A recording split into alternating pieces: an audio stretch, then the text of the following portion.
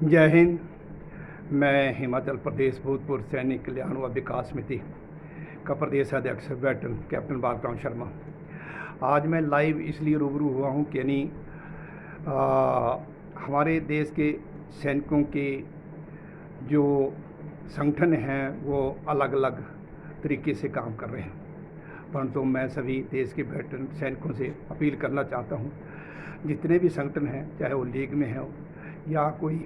हिमाचल कल्याण समिति हो या यूनाइटेड फ्रंट हो या लीग हो या वॉइस ऑफ एक्स-सर्विसमैन हो या दिल्ली वेटरन हो या और कोई साबका समिति हो, दिग्गज वीरांगना महासंघ हो या कोई भी और संगठन हो, तो जो है वो सब जो है एक मंच पर जो है आकर के एक साथ काम करें और जो जिसको आगे पद पर आना है वो आगे आ सकता है, वॉलंटियर भी आ सकता है। और जो चुनिंदा लोग जो आगे लीडिंग रोल में काम कर रहे हैं, उनको कोई अच्छा लगता है तो उसको भी जो है आगे लाएं और उस प्रकार जो है एक साथ एकजुट होकर के चलें, क्योंकि हमारा उद्देश्य ये है कि नहीं, आप सभी देख रहे हैं कि हमारे देश के बीच में जो है वन रैंक वन पेंशन के लिए देश के सैनिकों ने काफ़ी धरने प्रदर्शन किए, हर लेवल पर ज्ञापन दिए, केंद्र सरकार को ज्ञापन दिए, परंतु किसी प्रकार की कोई भी हमारी आवाज़ को नहीं सुना, ना ही हमारी मांगों को सुना। अभी जो है सरकार जो है दोबारा वही सरकार जो है रिपीट हो चुकी है, सत्तासीन हो चुकी है, भाजपा की केंद्र सरकार बन चुकी है, जिसके पास जो है पहले भी हमने मांगों के लिए अपनी आवाज़ उठाई है। तो मेरे कहने का तात्पर्य है कि नहीं, जो है हमारे देश के सैनिक जो है जब तक एकजुट होकर के आगे संख्या बल के साथ में नहीं आते हैं, तब तक हमारी आवाज़ बुलंद नहीं हो सकती है। तो और साथ में जो है मैं ये भी कहना चाहूँगा कि नहीं, जो है हमारे जो देश के बीच में अग्निपथ योजना से अग्निवीर बनाए जा रहे हैं,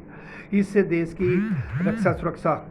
कमज़ोर हो रही है, देश के सैनिकों का मनोबल कमज़ोर हो रहा है और देश की सेना जो है वो कमज़ोर हो रही है। जिस देश की सेना कमज़ोर होती है वो देश हमेशा कमज़ोर होता है, और जिस देश की सेना कमज़ोर नहीं है, सक्षम है, तो वो देश हमेशा परिपूर्ण है, सक्षम है, शक्तिशाली है, क्योंकि उसको भरोसा है। तो हमारे देश की सेना विश्व पे नंबर 1 पे जाने वाली सेना जो है, आज इतिहास के पन्नों में इसका गवाह है कि वो विश्व में नंबर 1 में है। हर जगह जो है दुश्मन को चने चबाती है, हर जगह जीत का परचम लहराती है। परंतु अग्निवीर से जो सेना के बीच में भर्ती किए जा रहे हैं, क्या हुआ 4 साल का अग्निवीर टाइगर हिल पर तिरंगा फहराएगा और उसके बीच में जो है उसको जो है कोई शहीद का दर्जा नहीं, कोई उसके जो पेंशन है या कोई उसकी सुविधाएँ हैं जो है मूलभूत सुविधाएँ वो नहीं मिल रही है। तो 20-25 लाख रुपए दे करके जो है उस सैनिक क्या वो अपना गुजारा कर सकता है। दूसरे कुछ राज्यों के बीच में जो है सैनिक जो अग्निवीर हैं उनको शहीद का दर्जा देकर के 1 करोड़ राशि भी दी जा रही है, परंतु हमारे देश के बीच में बहुत सारे अग्निवीर ऐसे हैं उनको जो है कोई 1 करोड़ रुपया नहीं दिया जाता है, सिर्फ उनसे इंश्योरेंस का पैसा दिया जाता है। इसके लिए हमारे पास उदाहरण है, हमारे शिमला के ऊपर पहाड़ी इलाके से कार्तिक चम्याल है, जो कि यानी उड़ी सेक्टर के बीच में आतंकवादी मुठभेड़ के बीच में शहीद हो गए थे, परंतु उसके पिता भी जो है कुलदीप चम्याल जो है वो भी सेना में नौकरी कर चुके हैं। उनका कहना है कि उनको से भी इंश्योरेंस का 48 लाख रुपए मिला है, बाकी कोई कंपनसेशन नहीं मिला, कोई पैसा नहीं मिला है।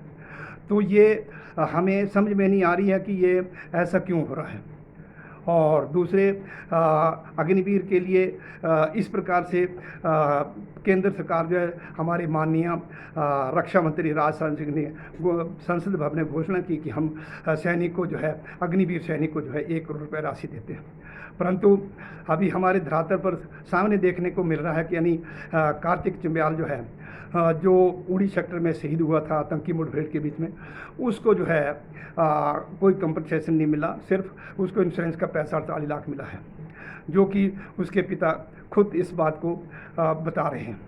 दूसरा एक अग्निवीर और था जो जबलपुर ट्रेनिंग सेंटर के बीच में, जैक राइफल के बीच में जो है ट्रेनिंग कर रहा था। वहाँ पे वो किसी कारणवश बीमार हो गया, हॉस्पिटल में एडमिट हुआ, परंतु जब 3 महीने वो एडमिट रहा उसके बाद उसको कोई ऐसी बीमारी घोषित की और उसके बाद उसकी जो है डेथ हो गई जो है, परंतु उसके ऊपर भी कोई कार्रवाई नहीं की गई। तो ये भी बड़े दुख और विडंबना की बात है कि यानी इस प्रकार जो सैनिक जब भर्ती होता है तो उसको जो है वो सुविधाएं मिलनी चाहिए जो उसको एक सैनिक को मिलती है। इस प्रकार सैनिकों को कमज़ोर ना करें, देश की सेना को कमज़ोर ना करें और अग्निवीर प्रथा जो है इसको जो है तुरंत हटाया जाए,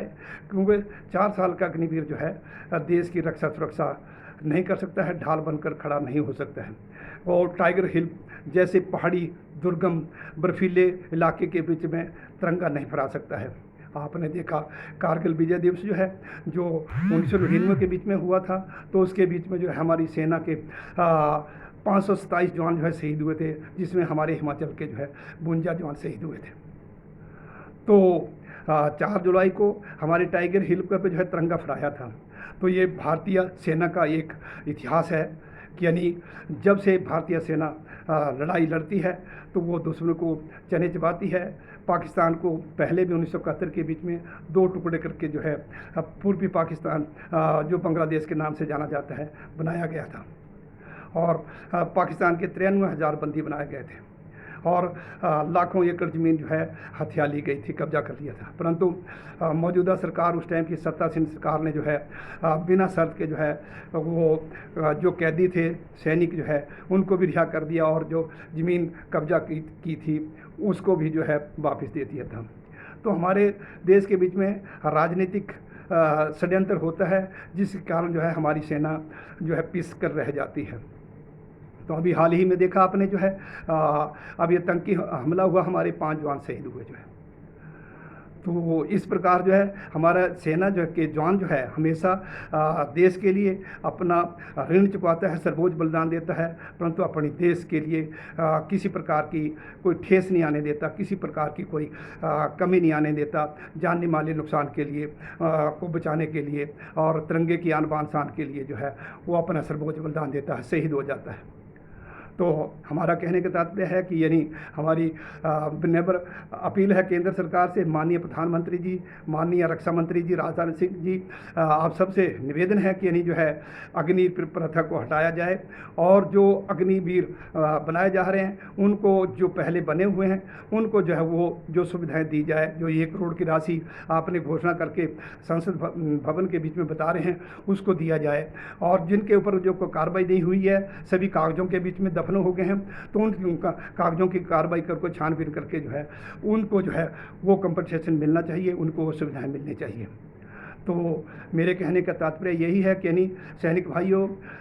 सभी आप एकजुट हो जाओ और देश के बीच में सैनिक एकता को बनाएं और अपनी जो मांगे हैं, अपनी आवाज़ है वो तभी बुलंद हो सकती है या संसद में तभी जा सकती है जब हम आगे बढ़ेंगे, संख्या बल के साथ में एक साथ होंगे जो है। तो सभी एकजुट होने की मैं विनम्र अपील करता हूँ। सभी को धन्यवाद। जय हिंद, जय भारत, जय हिमाचल, जय हिंद।